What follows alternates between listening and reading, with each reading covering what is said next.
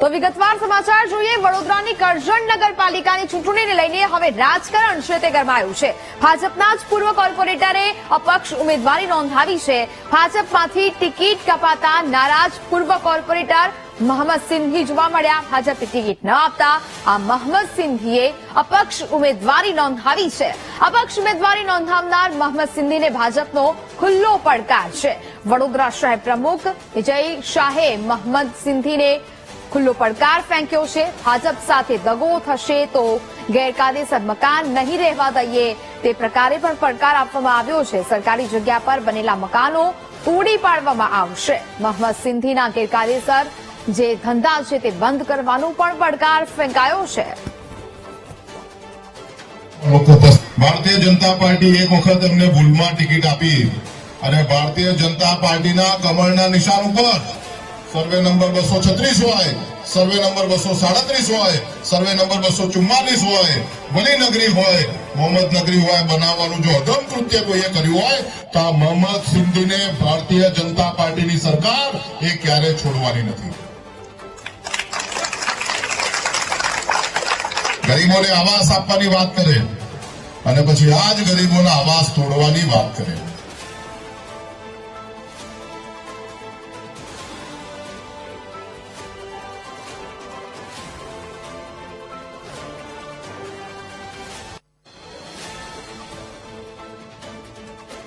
સંવાદદાતા Manu Chavda phone line પર જોડાયા છે। માનુ, વડોદરાની કરજણ નગરપાલિકાની ચૂંટણીને લઈને રાજકારણ ગરમાયું છે, શું મામલો? હા, કરજણ નગરપાલિકાની ચૂંટણીને લઈને રાજકારણ ગરમાયું છે એટલા માટે કે કરજણ નગરપાલિકામાં ભાજપના જે કોર્પોરેટર હતા એમને ટિકિટ ન મળતા આપમાંથી આ ઉમેદવારી કરાવી છે। મોહમ્મદ સિંધી અત્યાર સુધી ભાજપનો કોર્પોરેટર હતો, પરંતુ અત્યારે આપમાંથી ઉમેદવારી કરી રહ્યો છે। ત્યારે રવિવારે જે સભા યોજાઈ હતી ભાજપની, એમાં વડોદરા જિલ્લા ભાજપ પ્રમુખ સતીશ પટેલ, આ ઉપરાંત વડોદરા શહેર ભાજપ પ્રમુખ વિજય શાહ દ્વારા જે નિવેદન કરવામાં આવેલું એ વિવાદિત નિવેદનને લઈને આ મામલો ગરમાયો છે। સતીશ પટેલે તો જાહેર મંચ ઉપરથી કહ્યું હતું કે વોર્ડ નંબર 7 માંથી જો અમારી પેનલ ન આવી તો તમારા મકાન તોડાવી દઈશ, જો અમારી પેનલ આવશે તો એક પણ મકાન તોડવા નહીં દઉં। એટલે સીધી રીતે જ આ ધમકી આપી હતી, એને લઈને આખો મામલો છે ગરમાયો છે। હવે ભાજપના પૂર્વ હોદ્દેદાર મહિલા છે એમના દ્વારા સતીશ પટેલ ઉપર પણ આક્ષેપ કરવામાં આવ્યા છે। એટલે આમ આખું રાજકારણ કરજણનું ગરમાયું છે। કરજણ નગરપાલિકાની ચૂંટણી ચાલી રહી છે। એક તરફ ભાજપના જે ત્યાં કરજણના ધારાસભ્ય છે અક્ષય પટેલ, એમનું જૂથ અલગ છે। જિલ્લા ભાજપ પ્રમુખ છે સતીશ પટેલ, એ પણ કરજણના છે, એમનું જૂથ અલગ છે। આ બે જૂથના કારણે કરજણ નગરપાલિકાની ચૂંટણી અત્યારે ગરમાઈ છે। કેટલાકને ટિકિટ નથી મળી એટલે આપમાંથી ઉમેદવારી કરી રહ્યા છે। બંને નેતાઓ છે એ બી ચૂંટણીનું જોર લગાવી રહ્યા છે, પરંતુ સતીશ પટેલના નિવેદનના કારણે અત્યારે રાજકારણ ગરમાયેલું જોવા મળી રહ્યું છે। જી નેહા। બિલકુલ માનુ, જાણકારી બદલ આપનો આભાર।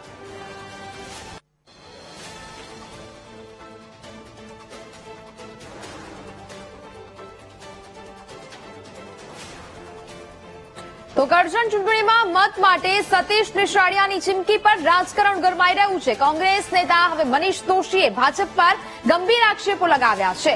મતદારોને ધમકી આપવા અંગે કોંગ્રેસ ચૂંટણી પંચને ફરિયાદ કરશે।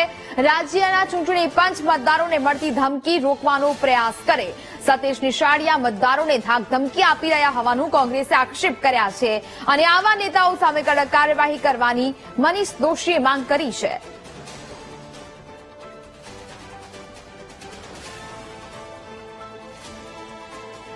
અને એ ધાક ધમકીની ભાષાને કોંગ્રેસ પક્ષ ગંભીરતાથી લઈને રાજ્યના ચૂંટણી પંચને વિસ્તૃત ફરિયાદ કરવાનું છે। આ સંપૂર્ણપણે લોકતંત્ર ઉપર ગુંડાગીરી, અસામાજિક તત્વોનો કેવો પ્રભાવ અને સત્તાધારી પક્ષના માણસો ચૂંટણી જીતવા માટે કેવા હાથકંડા અપનાવે તેનો જીવતું જાગતો વધુ એક ઉદાહરણ છે। ત્યારે અમે રાજ્ય ચૂંટણી પંચ આગળ અપેક્ષા રાખીએ છીએ કે ત્યાં સંપૂર્ણપણે ચૂંટણી આચારસંહિતાનું ઉલ્લંઘન છે। લોકતંત્રમાં આવી ગુંડાગીરીની ભાષા, ધાક ધમકીની ભાષા કોઈ પણ સંજોગોમાં ચાલી શકે નહીં। તો જ પ્રકારે હવે આ સમગ્ર મામલો સામે આવ્યો છે. કરજણ ચૂંટણીમાં મત માટે સતીશ નિશાળિયાની ચીમકી પર રાજકારણ ગરમાયું છે અને જેને લઈને હવે કોંગ્રેસ નેતા મનીષ દોશીએ પર ભાજપ પર આક્ષેપો છે તે લગાવ્યા છે. મતદારોને ધમકી આપવા અંગે કોંગ્રેસ ચૂંટણી પંચને ફરિયાદ કરશે તેવી પણ વાત કરવામાં આવી છે. રાજ્ય ચૂંટણી પંચ મતદારોને મળતી ધમકી રોકવાનો પ્રયાસ કરે તેવી પણ કોંગ્રેસે માંગ કરી છે. સતીશ નિશાળિયા મતદારોને ધાક ધમકી આપી રહ્યા છે તેવું આક્ષેપોમાં કહેવામાં આવ્યું. આવા નેતાઓ સામે કડક કાર્યવાહીની મનીષ દોશીએ માંગ કરી છે. તો જે પ્રકારે આ સમગ્ર મામલો સામે આવ્યો કે જ્યાં કરજણ નગરપાલિકાની ચૂંટણીને લઈને આ રાજકારણ છે તે ગરમાયું છે. વડોદરાની કરજણ નગરપાલિકાની ચૂંટણી અને તેની જ પહેલા હવે ભાજપના જ પૂર્વ કોર્પોરેટરે અપક્ષ ઉમેદવારી નોંધાવતા મામલો ગરમાયો છે અને ભાજપમાંથી ટિકિટ કપાતા તેઓ નારાજ થયા હતા અને ત્યારબાદ તેઓએ પૂર્વ કોર્પોરેટર મોહમ્મદ સિંધી કે જેઓએ અપક્ષમાં ઉમેદવારી નોંધાવી છે. ભાજપે તેમને ટિકિટ ન આપીને તેને જ કારણે તેઓએ અપક્ષમાં ઉમેદવારી નોંધાવી અને ત્યારબાદ અપક્ષ ઉમેદવારી નોંધાવનાર મોહમ્મદ સિંધીને ભાજપને ખુલ્લો પડકાર આપ્યો હોવાની વાત સામે આવી. વડોદરા શહેર પ્રમુખ વિજય શાહે મોહમ્મદ સિંધીને ખુલ્લો પડકાર ફેંક્યો છે. ભાજપ સાથે દગો થશે તો ગેરકાયદેસર મકાન નહીં રહેવા દઈએ તેવી વાત કરવામાં આવી. સરકારી જગ્યા પર બનેલા મકાનો તોડી પાડવામાં આવશે તેવી વાત કરવામાં આવી છે. મોહમ્મદ સિંધીના ગેરકાયદેસર ધંધા પણ બંધ કરવાનો પડકાર છે તેઓએ ફેંક્યો હતો અને જેને લઈને હવે રાજકારણ છે તે ગરમાઈ રહ્યું છે અને હવે તેને જ લઈને કોંગ્રેસોએ પણ ગંભીર આક્ષેપો છે તે કર્યા છે. કોંગ્રેસનું કહેવું છે કે ધમકી આપવામાં આવી રહી છે તેને લઈને ચૂંટણી પંચ કડક કાર્યવાહી કરે.